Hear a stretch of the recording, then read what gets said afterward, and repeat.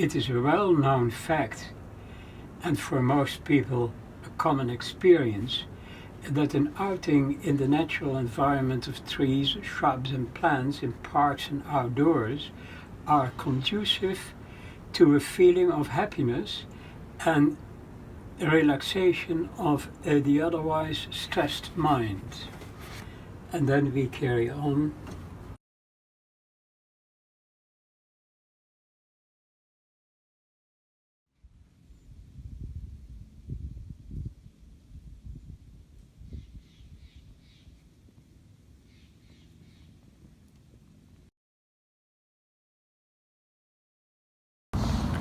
My name is Pim Conradi. Over the past 4.5 decades, I've been immersed in a journey through the uncharted waters of n-dimensional space. A very peculiar world of n-dimensional space, where from any point you project in there, you can plot an n amount of trajectories in an n amount of different directions from every single point. And from there out, you just create a spatial experience.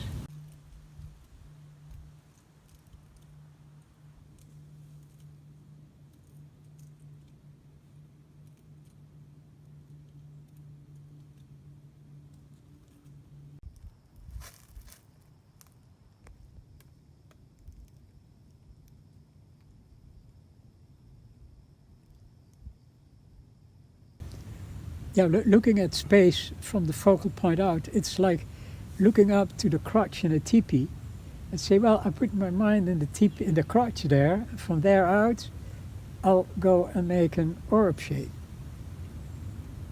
That's been sort of like the conceptual exercise of my life over the past couple of decades. And then I'm now really getting on the verge of being able to deliver.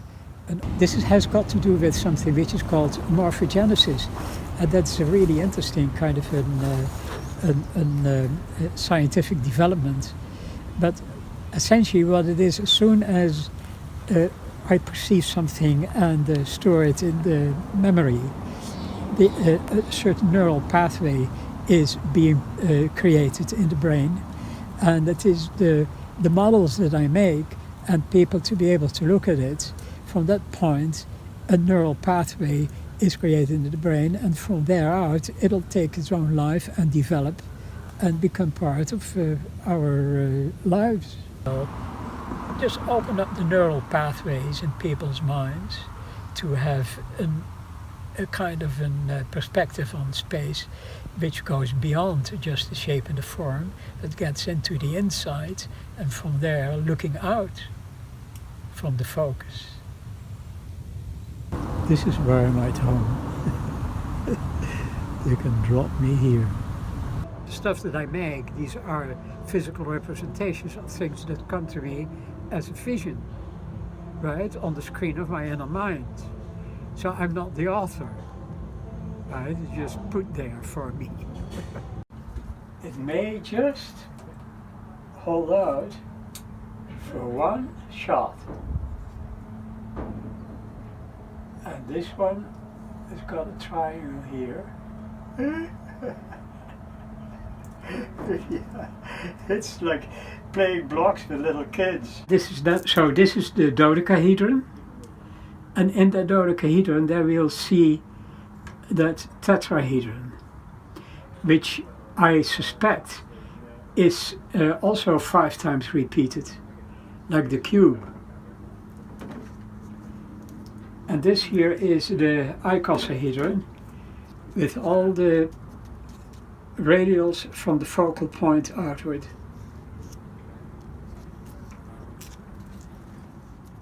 There are just 8 squares inside the X, Y, Z. They're all related, all these. But with the cube, I find the fascinating thing is that this is 72 degrees and this is 108 degrees. So like that is everything that has to do with the pentagon is hidden in here, inside the cube. And here's just a tetrahedron, just by itself. But that is then a way of putting together by using the radial symmetry. That is how this is connected here. It makes a very good stable yeah, exactly.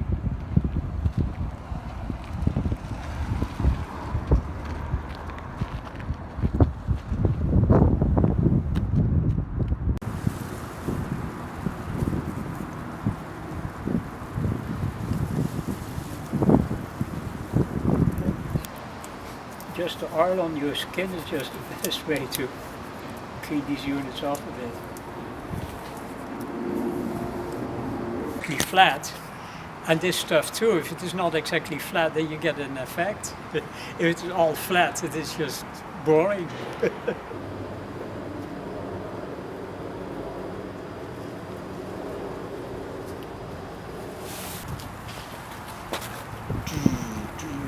Yeah, exactly. Yeah. Right. Okay. Spherical shape. I have to think pentagons. Yeah. And then it slowly everything turned into pentagonal, you know, or pentagonia. It is like a realm and this is what came out. Search. Pentagonal orb. Then I thought, well, I'll make a simplified one, and also that can be easily put together and take apart. And then I goofed, and I ended up with making a geodesic system, which all are against the surface, and that's what this. So if I suspend this and illuminate it with a really good, tightly collimated light beam, and then it is indeed the point it is to have a plane which is its shadow, right? It's particularly. Look at this here.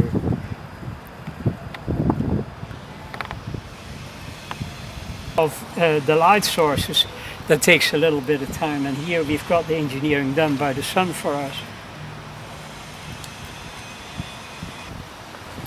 See, that is real colors, right? I mean, you can't get colors like this in any other way than by this reflective, you know, this spectral, like this. It's got a little screw sticking out there.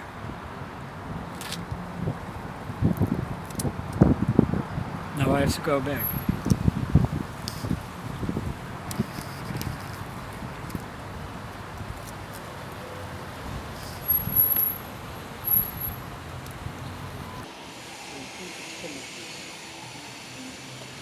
It's a space more in the sense of shapes and forms, but I look at all these things from the focal point outwards, you know. It's an inverted, I've got an inverted image, vision, and the inverted conceptualization of the Platonic solids that are these 5 little models there on the table.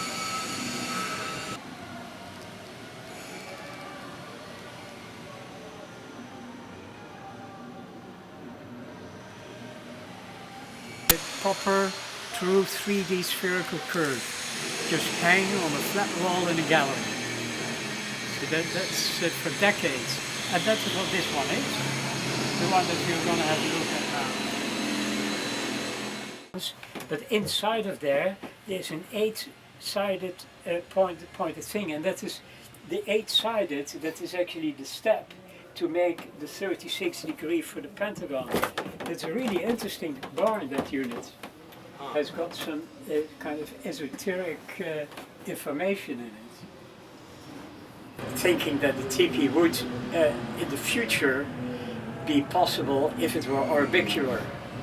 So I started to think of an orbicular shape, but the Dutch word for orb is bol, B-O-L, and the diminutive of bol is bolletje, which is also the brand name of a sort of a really nice round crispy egg biscuit.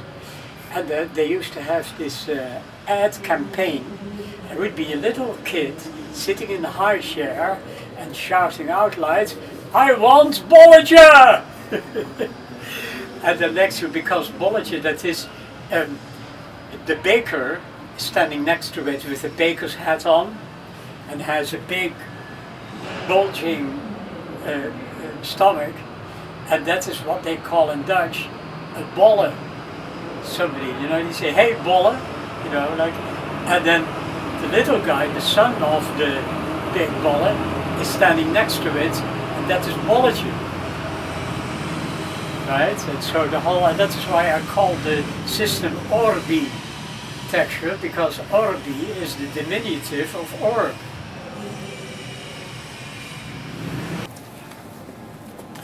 Oh yeah, here, look. But no, I was actually looking for this one particular. No, that's not here, because I have it in a brochure. I put a photo there, and there is a little boy standing right in front of one of the models. But the brochure I haven't got in here, I've got it in the other. Yeah, I could get it quickly because it's kind of interesting to look at. It's laying up there. Oh yeah, here it is. Okay, now where is the picture of Jaapie? Where I sort of discovered actually this whole concept. So that is, I could have done this in the 90s already. Where the hell is Jaapie? I thought I had put Jaapie in here. Why do you think you didn't do it in the 90s? Well, I was doing it actually, but I had to abandon it. I just had to suddenly leave everything behind, because this was a squad of just a bunch of people who are getting together into a squad, and when you have these situations, it can happen that the whole group dynamics becomes extremely dysfunctional, and it gets usurped by one character who really is very ambiguous, and he at some point physically attacked me. And then I've got no problem with people physically attacking me. I either run away or I fall down or whatever, but I felt this is something you cannot have in a collective communal situation. No way or manner of coercion. So I kind of reported the whole incident to the whole group. They never reacted at all, because they were completely sort of spun in by this character. So I decided I have to completely cut out here, and I just cut out and left it all behind. And if you do a search on Pim Conradi architecture, that might be still on the net. I'm not sure, but that is what you find. Oh, he should be in here then. Oh yeah, here, of course. Shucks.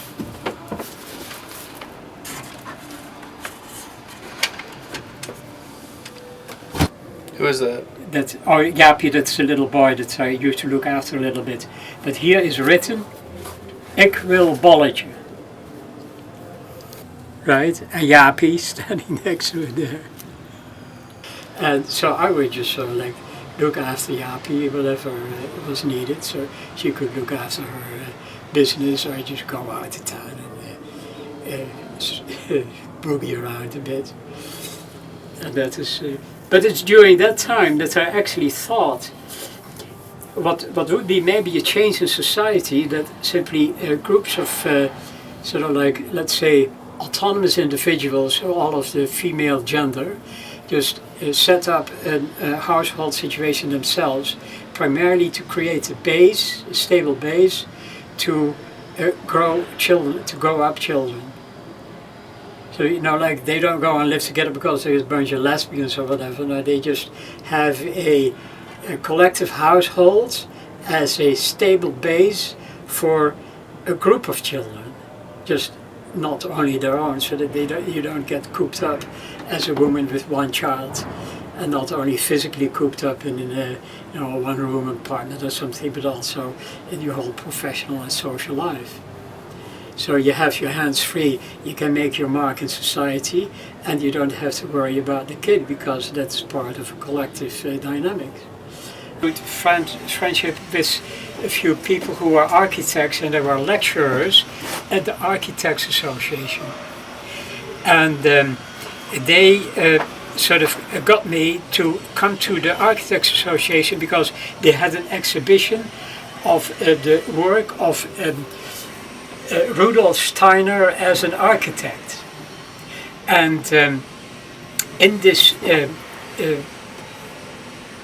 exhibition I also found out that I was using a similar oblong shape of two spheres sort of getting into each other, but then there was also a series of lectures. And one Danish guy did a lecture about the fact that Rudolf Steiner was an important mover and shaker behind the Bauhaus movement. And that, to prove that, he sort of kept referring to some book that was written, but also he showed some slides, and one of the slides was a model of Gropius, one of the luminaries of the Bauhaus movement, of a total theater. And that model, I saw that slide sort of in a very short flash, and when I saw that, I realized that this is what I actually want to do as the first step beyond the tipi, because it was a bit like an onion shape, like this. So like that, but the shape was made by ribs that went along this way. So I decided to burn that image in my memory, and then I kept it in my memory. I traveled back to Amsterdam, and in Amsterdam I even sat down and I made a drawing, and I cannot draw. And I drew that. I still have a copy of that, I can show that sometime. But also, after I made that drawing, I decided to make a model of that, and that is this one. This is the physical model of that what I saw. But then the plot thickens, because when I was living in London, before I came here, this was then in 2001 till 2010 that I was living in London, I found myself living with some people who had been doing the bubble theater, and which was inspired by the Bauhaus, and they had a couple of very good books about the Bauhaus movement. One of them is called Bauhaus and the Theater, which is extremely informative. But then in the last chapter of this book there was mention that some of the architects involved in the Bauhaus theater, that they decided the total theater ultimately had to have the shape of a sphere. It had to be a sphere, and that really blew me out, because that's exactly what I'm doing. So the corners cut off so that you have a triangle instead of a corner, and that is what this shape turned out to be. But it was not very stable until, and that were 12 cubes, until I put the 13th right exactly at the focus, and with 6 radials coming out of there. And once I had that thing in there, it was just solid like a rock. I've got a whole series of pictures actually that I made of that unit, and that is what struck me, that it was the number 13 that created this completely total, because I was actually thinking that I could make with this as a system an optical stable system, because with holography you're dealing with the interference of two identical waveforms, and when you have the exposure it has to be absolutely completely rock solid stable. You can't even have air movement that makes it, and that is what I was trying to get to. And I got to it, that kind of a required stability and rock solidness, by the 13th cube in it. And that's where I think that is maybe why the 13 has this sort of, because after that number 13 there is no change any more than only to instability, right? All it's something that I just can't help, because I have this. Well, there is an injury in the visual center in the brain, right? And it is. I'm pretty sure it's caused by a bombardment when I was about 3 years old. I was born in 42, 45. The Allied armies moved through my town, and Eisenhower decided to have a general staff meeting in a villa, which was just behind this row of houses where I was living that time as a child. They arrived in full pomp and circumstances in the town, and they started to powwow in this villa there. The Germans, they had of course found out about it, because they came there in all regalia, and they sent out the Luftwaffe to see if they could decapitate the army leadership there quickly. So they bombed that area there, and one bomb fell rather close to my house, but the air pressure, because they were heavy, extra heavy duty bombs they dropped there, and the air pressure then, as long as the fontanelle over on top of the brain is still open, there is a direct connection between the brain and the outside atmosphere. So the air pressure then easily causes a damage in the brain, and that's a permanent damage in the brain, and that appeared to be, I found that in 1980 when I had an ruptured aneurysm in the right side here of the brain, and that was indeed in the visual center. And then I realized that must have been a result of that event when I was 3 years old. But what it turned out to be, that I dropped out of art class because I could not draw. I could only make a mess. And then I got in this conflict with the art teacher, who didn't want to give me color pencils anymore, because you should make a mess of it anyway, right? And then I just took 3 black pencils, or a whole bundle of it, and I scratched it over the paper, and then I went with one pencil like that and that and that, and I held it up. I said, "Here, look," and he looked at it, and he was so insulted that he whacked me around the ears. And I went look at it, like that, you know. He said, "Oh, what a terrible eyes!" You know, he ran out of the classroom, and ever since then, I didn't really need to come to art class anymore.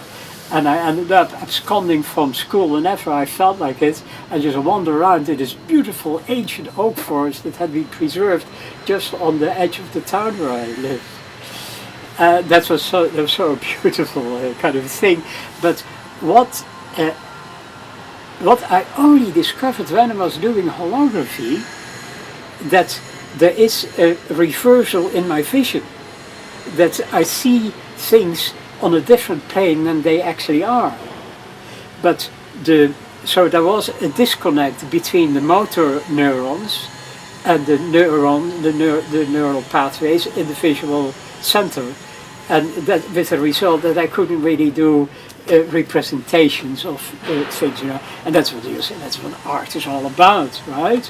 You paint, or you draw whatever is there, and I couldn't do that. So, but that is then also with making drawings for technical or other purposes. I just cannot do it. So whatever comes in my mind in my exploration of the n-dimensional cognitive space, that I just simply make it in physical models.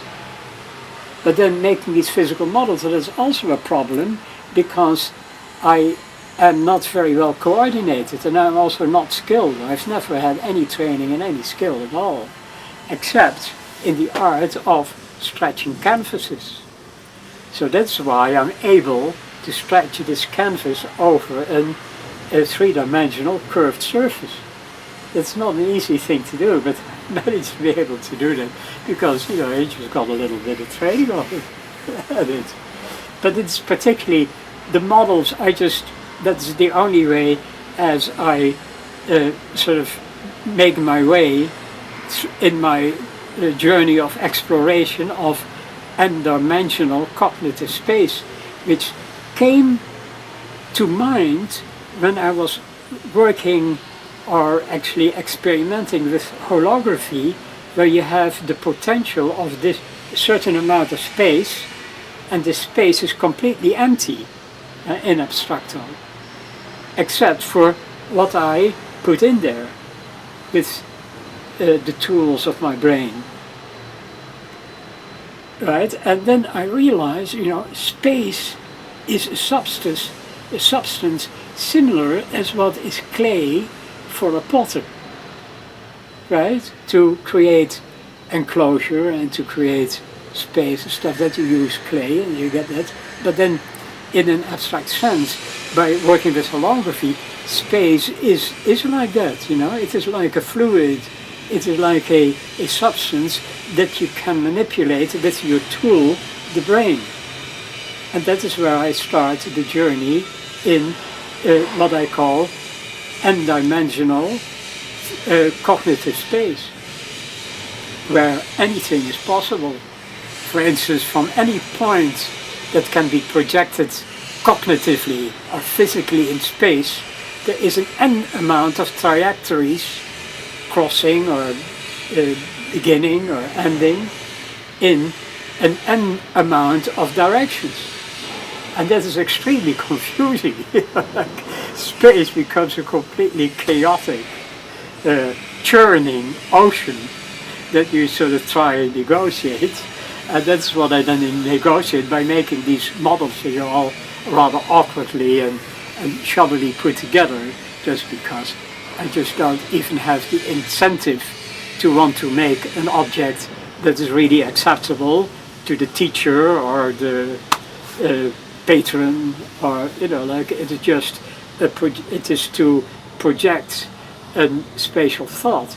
And in a similar way, these geometric, these are just abstract geometric designs of repeated symmetries that I then on my journey begin to discover, and then to sort of get them out of this amorph grey mass of my brain onto paper, I just make line drawings on repeated patterns, repeated symmetries, and then I color them in order to have a bit of a discernment of what is going on in space. But that is how this kind of specific abstract geometric patterns in my paintings actually come about. It is just to guide myself into the confusion of n-dimensional space. And they make very beautiful pictures, but I would never be able to put that on a flat canvas. I could only be able to put it onto a 3D curve thing, orbicular, so it is orb art. That's how I like to call it, orb art. A new chapter in the history of art. A new beginning. And I can really, because I think the curvilinearness of the orbicular space there, it is soothing to the brain, and I think it is because of the fact that it's not there are of course a few focal points, but when you move with your eyes over the surface, there is not a focal plane. So your neural visual apparatus then automatically gets on infinity mode. And that I have come to the conclusion because when I ride on my bicycle at 5 miles per hour underneath the foliage of the trees on the sidewalk, and I just look at these myriads, this just chaos of tiny little crooks and crannies and cavities that are going on there, so that you just put your vision also completely on infinity and just go around there. And for years I kept thinking, why does it have such a massaging and relaxing effect on my brain, on the proteins in my brain? And the other day I realized that it's probably because you are not only perceptually on infinity, but also conceptually, because perception and conception, that are two activities, they instantaneously happen at nearly the same time. They are related like a hand and a glove. So if you're perceiving, you're also conceiving. And then if you have your visual neural apparatus on infinity mode, you are also conceptually on infinity mode, and you just suddenly you feel relaxed. That's why you go out to the country, or go out and have a walk to the park, or when you walk the dog, because then you are in sort of an infinity mode environment, and you come home and you say, yeah, I feel a lot more relaxed now. And that's why orb art, is maybe sort of like a tonicum for the stressed and constrained, focus-minded activity of the modern urban human being, right? So to bring the infinity mode into the urban reality. That's a bit my sort of thinking behind the distinct abstract geometric design of my art. And I hope to make a whole lot more of them. I already now getting a bit of a taste of it. But I can't wait to see, people having an arbicular shaped canvas hanging on the flat wall of the room and enjoying it. I just use this entire structure, like you have a big loft, a large space, and you want to have a bit of an relaxing zone. But when push comes to shove and the climate change suddenly jumps on you and you're in a deep freeze cold, you don't have to heat your whole house. You just put a bit of insulation, a bit of a cover over it, and you've got a MECA, minimal energy consuming comfort area, right? Your comfort zone is completely insulated, and it is also a very nice, beautiful sculpture inside your larger space of your room, because everybody wants to have these huge, big, spacious rooms like as you see on the Hollywood movie screen, or scripted into the movie, right? The hero always lives in huge, big, expansive, middle-class bliss. But I think architecture brings a very special kind of bliss in life, and the pursuit of happiness. Once you have 5 pentagons, 10 pentagons in a circle, then you're stuck. You can't carry on anymore.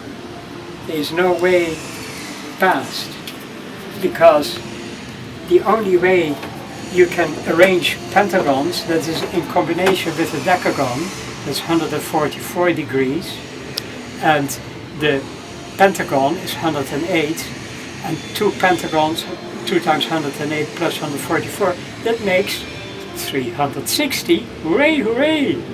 You've got it made, right? You can make a continuous grid pattern. No, not after you've done the first.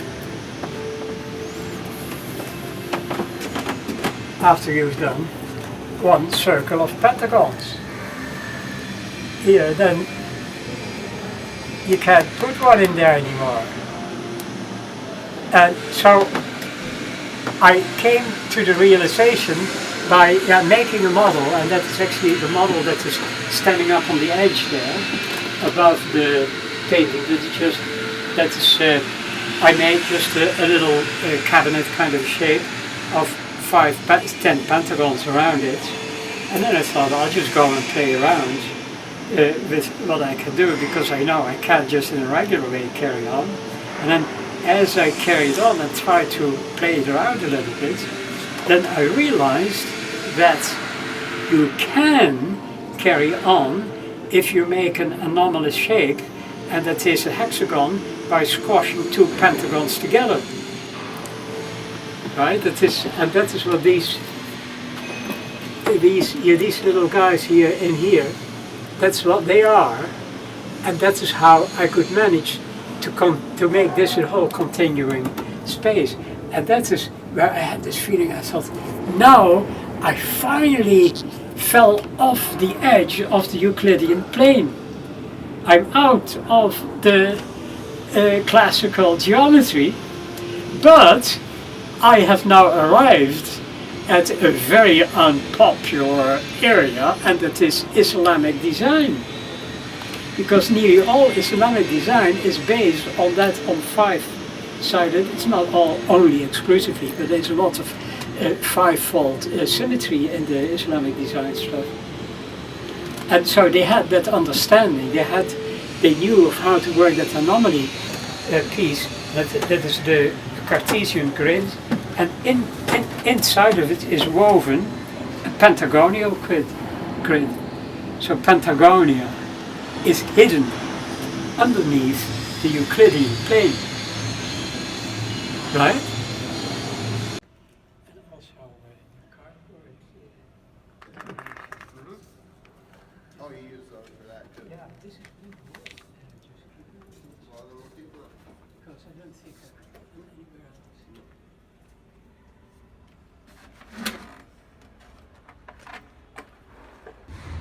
Yeah, I just gotta find that. See, the placement of these two holes and this one, that's crucial to the whole system. Handcrafted with funky equipment. This triangle that should be that is supposed to be equilateral. That's correct term. Equilateral, 60 degrees, and then these two holes, they line up so that to make with two of them also an equilateral thing, and that is and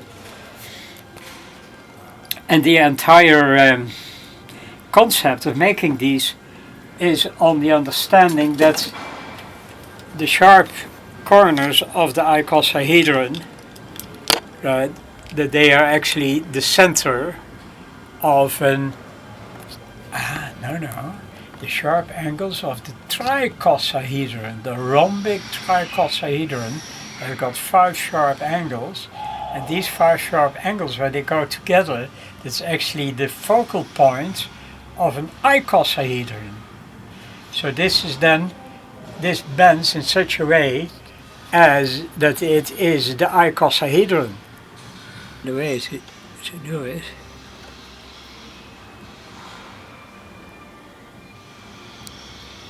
So like, as you can see, there is here just absolutely no equipment, right? It's just the most simplest, basic way .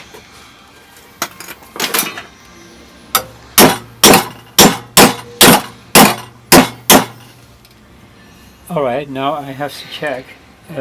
It is supposed to be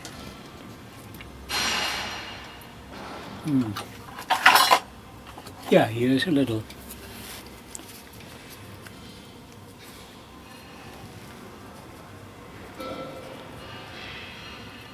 Yeah, it's fairly okay.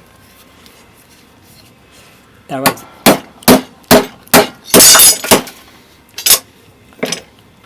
To do this properly, you really need to have a brake.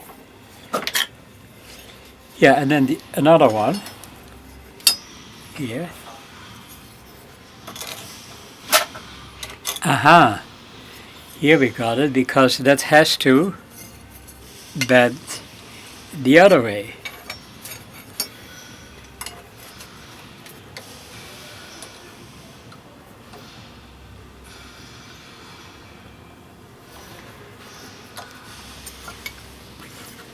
If I go this way, then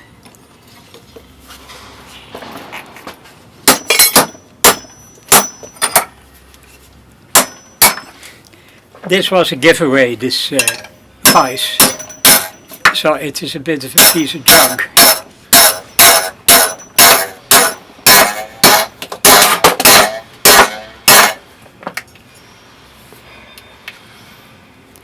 But still, as they say in Holland, I can't break steel with my hands, but you can bend it with your hands, right? Just with a few simple tools, you can just bend.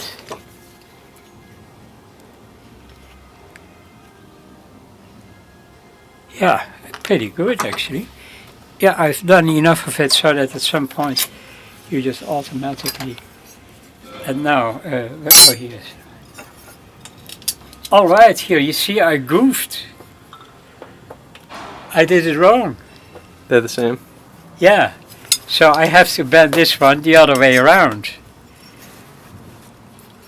You see, and that is my spatial dyslexia. You know, that is perceptual, but also conceptual. That if I do these things here, I always easily get messed up.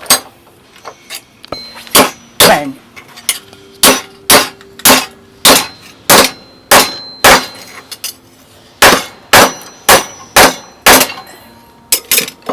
My friend Hugh liked to call me Goofy,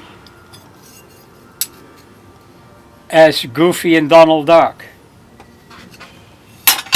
Now we're gonna do it right. Yeah, exactly.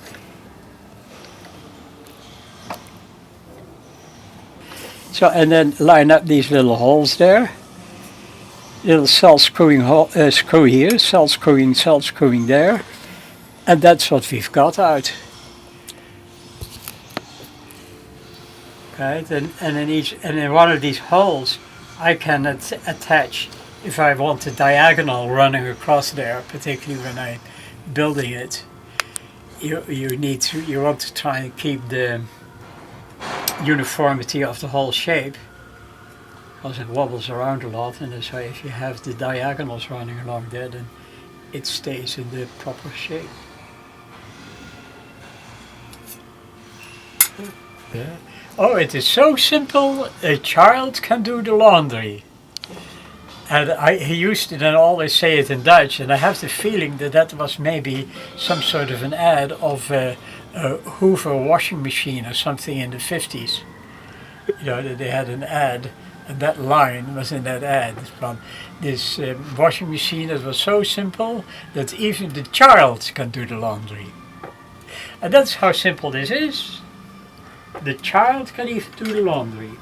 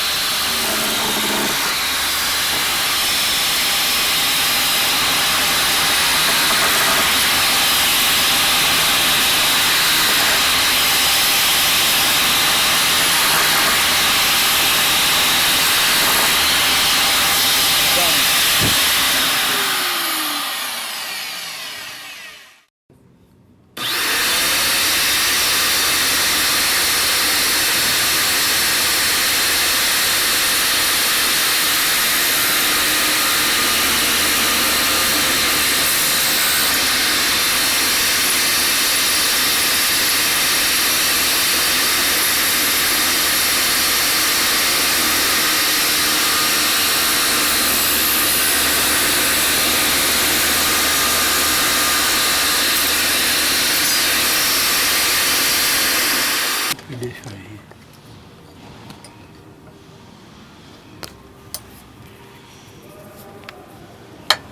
Yeah, I could actually, because this is also an interesting method of, you see here, this is my hand brake, hand operated brake, zip, there we go. Just a beautiful hardened steel of the wine barrel. Extremely strong steel it is, and it can just bend it by hand. I'll put this in a little bit because now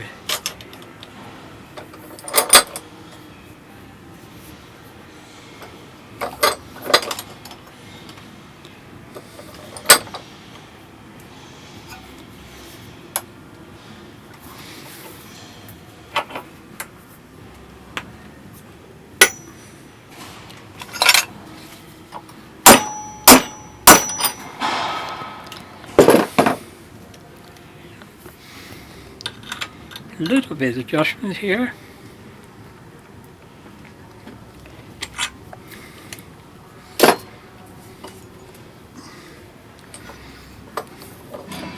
And here you go, got another one.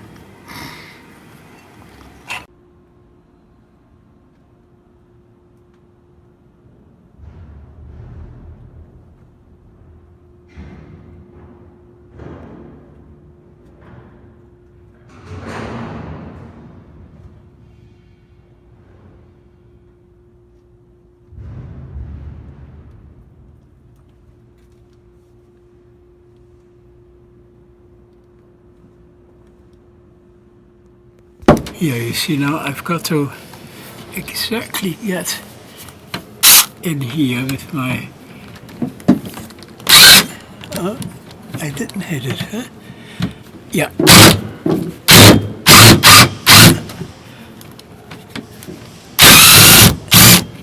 There we go. Yeah. A little bit more.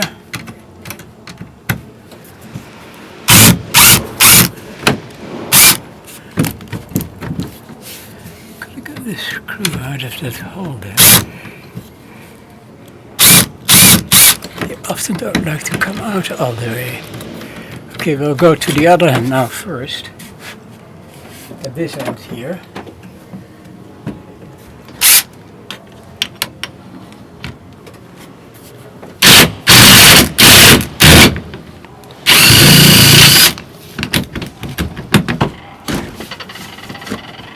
It's so nice and tight. The other ones came out quite quickly, easily.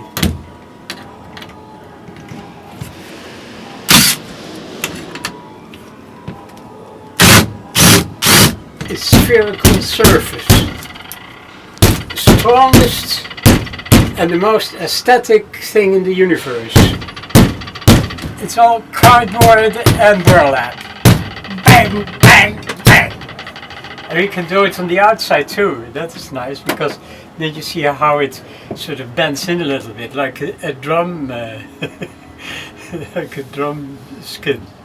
Yeah. Yeah, well, every brush stroke I make here is a learning experience. I never painted before.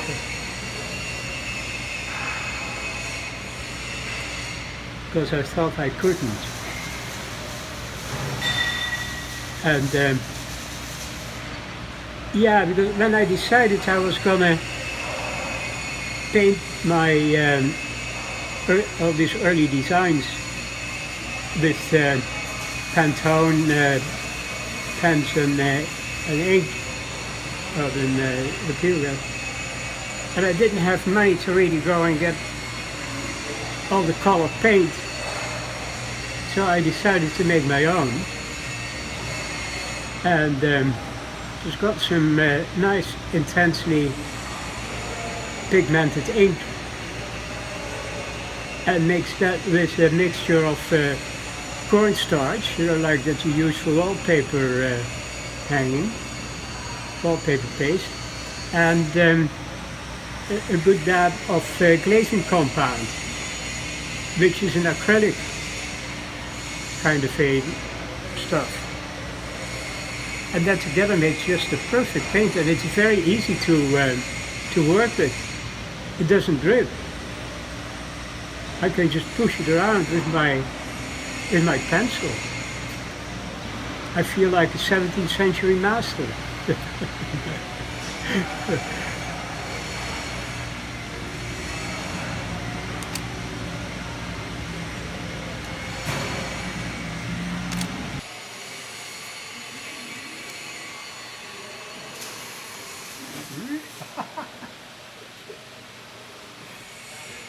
It's all right. Okay.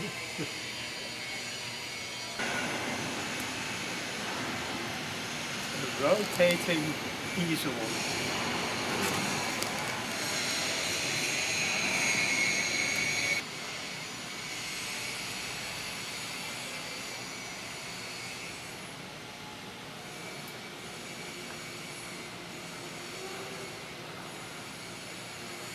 Well, so the designs that you see in the smaller size hanging around, and that other big one, they're all based on repeated similar shapes. Just a repetition of uniform shapes, and they make these amazing patterns. And in order to explore that is why I made these ink and color designs. And that is what this one is too. It is just a rotation of a one and the same triangular piece.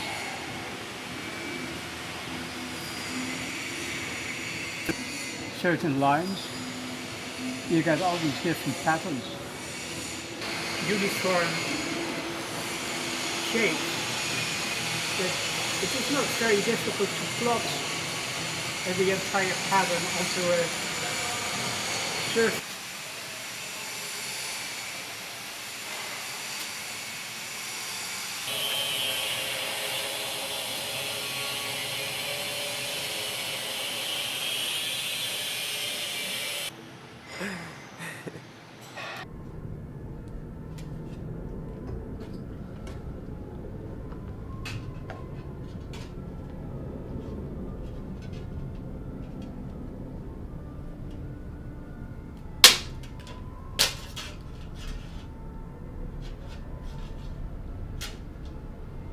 Well, this is punching holes, and I have here, I have a template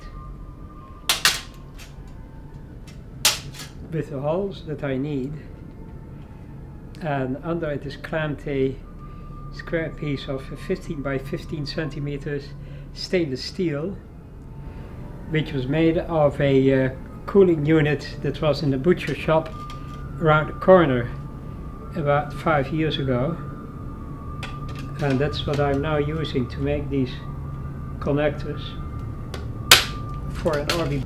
And all the material that I have in my hand here is just picked up from the street or around the yard. The crux to understanding what I'm doing with all this stuff here, that is to also to understand the third law of thermodynamics, the entropy law.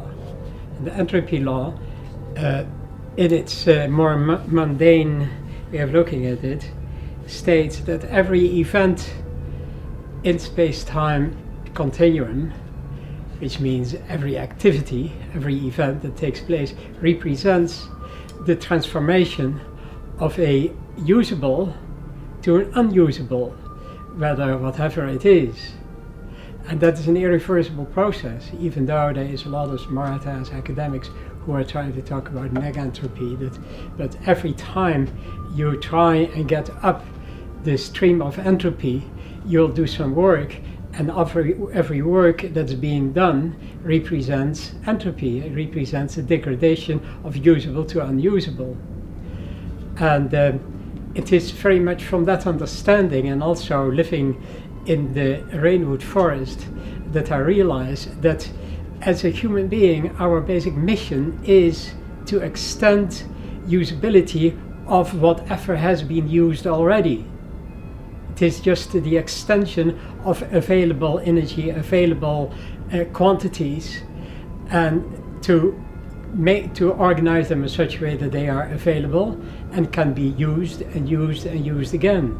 So it is to extend usability of anything we do, because energy means work done, and every work that's being done is also representing it represents also a conversion of a usable to an unusable. So something is being lost, and it is on the basis of that I try to everything that I am working with, every material that I work with, that it is not new, but that it has been already used. And particularly I would like to use discarded material, because that is actually then already reduced to nothing. And then out of discarded nothing material, make something, I call that constructive nihilism. But it is the point of departure and the goal of everything that I'm trying to do with the RBD design concept, to facilitate the continuation of usability, the continuation of any item or any already born event to continue to exist, which is then also consistent with what Spinoza, a 17th century philosopher, states. The ultimate priority of life is to continue life. And that is hardwired into everything that exists, that is to continue to exist. And here is, to me, what I'm doing now at this day and age is a process of creating shelter out of material that is either discarded or that is just simply available in the environment. And then some architect friends of mine, they will call it vernacular architecture. Right? So it is using vernacular material, using material whatever is around. And it is from that sort of mental focus that the design concepts that we are trying to, the practical application of these concepts that we are trying to film here, that they are born from that emergency, from that mind frame. And now here, in the middle of this room, you'll see a pile, and these are all in arches cut floor ply that is about 2-inch thick plywood, and these are the ribs for a orbicular shelter structure that I'm going to set up here. Those materials I have already prefabricated last year to set them up for a show in an experimental way. Great importance of what is happening with the planet now, that is that we stop deforestation of the planet. So any wood product should not be used unless it is already used, and that is all the material that you see, all the wood products here, that they have been discarded by actually a neighboring timber company, who they sell so much wood, they have such a fantastic market for their forest product that they don't care about being economical about their stuff, and they discard lots of very good usable material that are used here. But to the idea that many people getting turned on by the idea of gaining the power to create your own shelter, because it's an extremely powerful thing to have, and then rush out to a timber yard and get your sheets and sheets of floor ply, because instead of floor ply, any kind of a material, angle iron, angle aluminium or stainless steel or whatever rubbish is laying out on the street can be used, as long as they are all uniform small parts. And so the system that I'm using here is just one way of creating a curvilinear space. But a curvilinear space can be also done with all kinds of different techniques. In order to put these all these ribs together, they need to be connected with each other. And here you can see how. Sorry, can you stop for a second? Yes. You have to talk to the microphone. You have to now go into the action here, or you have to hang me a microphone up. No. Oh, okay. Just, yeah, right. Yeah, that's what I would think. If I have to go here this way. Okay, now these here ribs, which are, as is explained in the brochure on free space geometry, is a ratio 7 of the way as a square arc angle is being divided. This is the 7, and they'll meet at one point with 5 together, and at the opposite end they'll meet together on 3.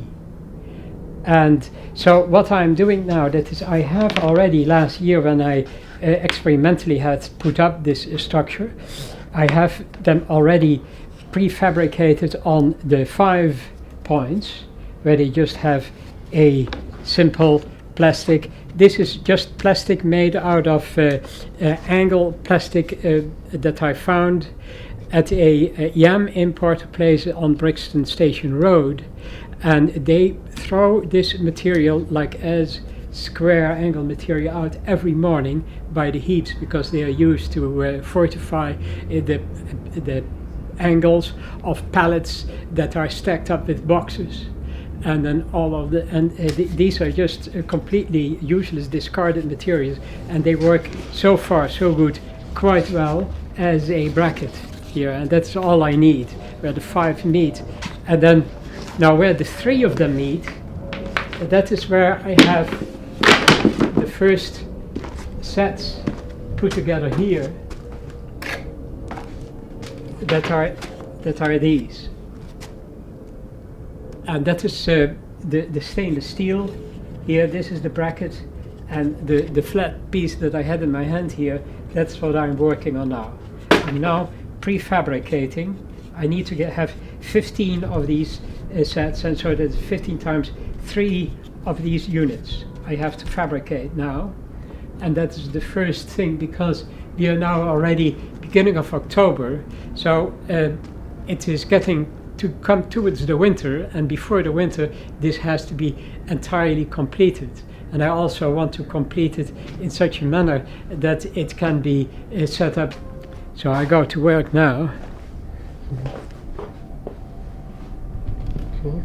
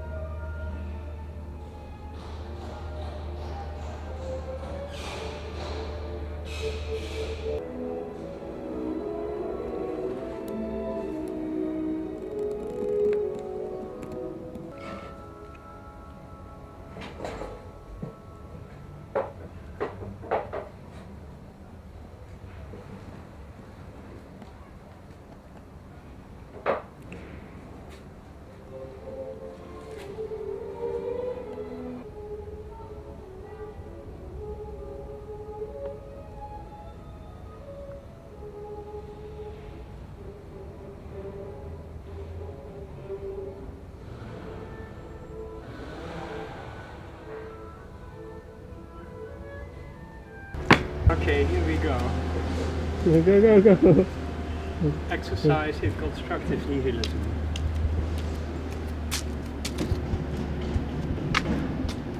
Yeah, that man on the forklift next door that you saw just a minute ago, and he was moving those pallets around and throw them on the skip. So I had to get it off the skip again.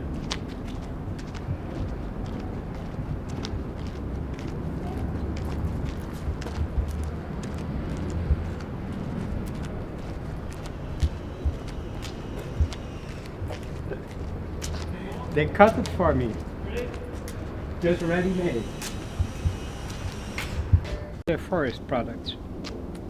That's where I got all this, and I paid them £30 for this. And these are pallets that they put the wood on top, and they throw them away. Now we are going to look at a structure that I'm making, and I make it out of strips of plywood, which are exactly half of this, right? So they have already done the work for me that I started doing this morning before I went to next door. And these are the planks that are used to make the cross braces of the rooftop, right? You remember the rooftop? There are these arches, and then there are the cross braces in between. And that is what I make them out of these planks. These are warped, and they are not of use anymore, so they're being discarded. Discarded material. So they are reduced to nothing, and then I make something out of nothing, and that is constructive nihilism.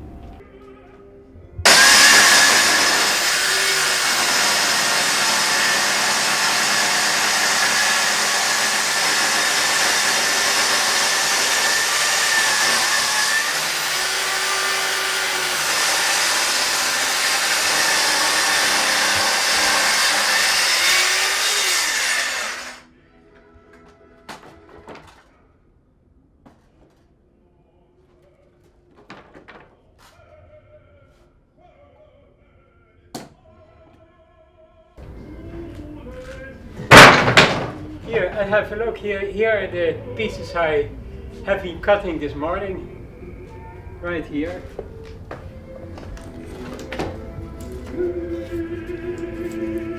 So which is about the half of this size here. So I cut these ones in half and my work is done. And then in a little while, that is how these arches are made, out of these same pieces of plywood.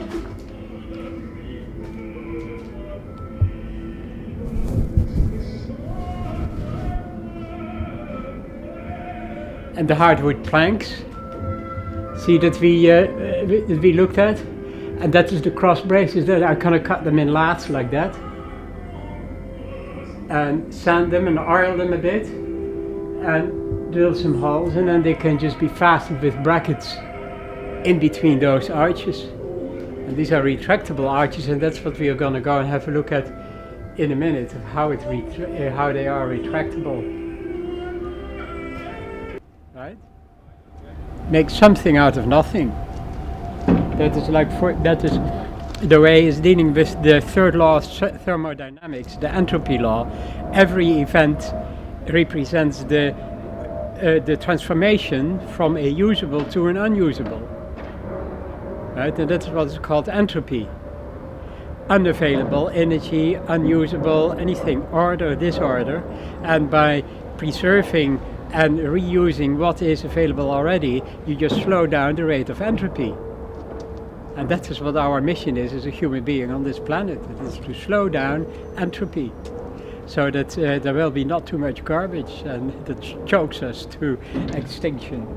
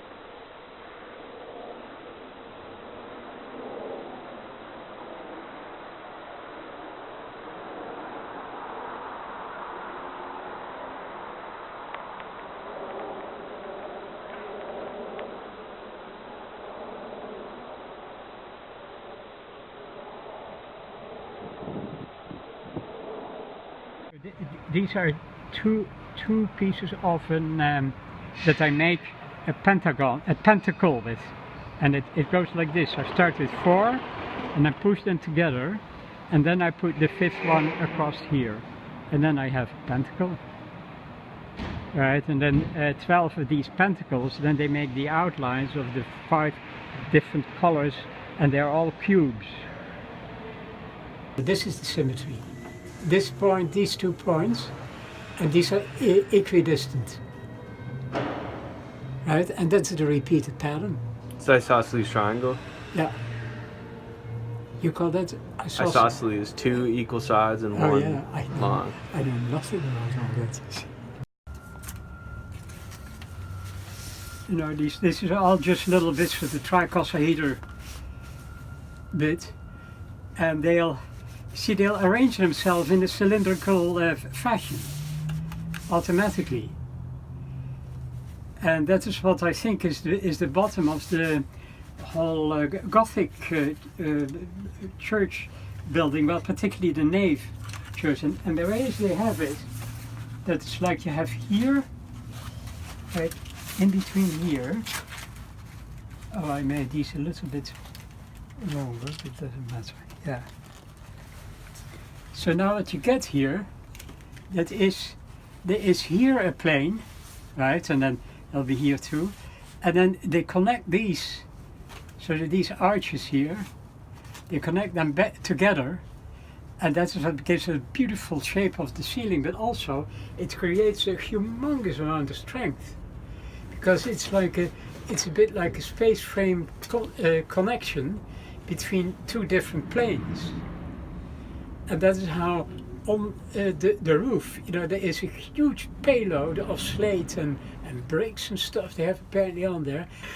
And I find it really fascinating that now I've got the spatiometric formula worked out now a bit, so it can be done like as greenhouses perhaps, sort of for growing, but also it'll make a beautiful kind of a structure that you can just put 10 inches of adobe clay on top. And that happens because of the fact that there are the glass and the etching on there creates a pattern that there is a waveform is split up and then it comes together again, and that is what causes the diffraction. So it is a diffraction grating, that piece of glass, but if it happens holographically, you get onto this little bit 1 trillion of little prisms. And then it's just like can be spread out by the distance. Yeah, Is it? but then it's still static.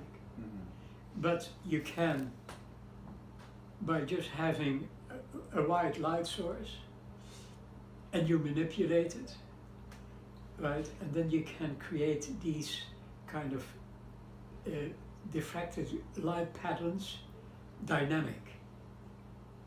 Right? But what I could demonstrate with, and that's why I actually like to make all these little objects, because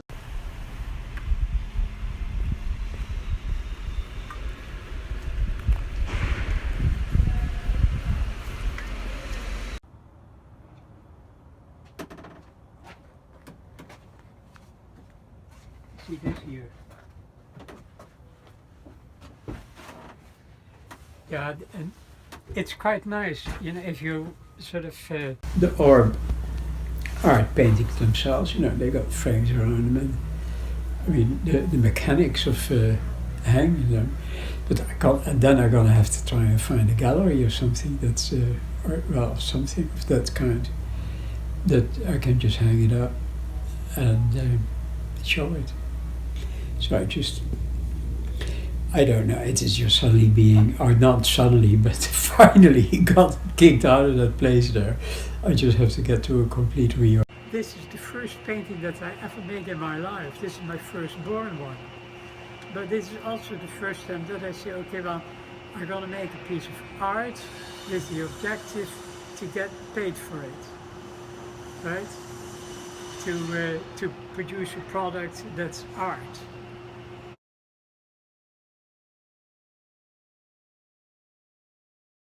Yeah, it's just because of the randomness of these staples.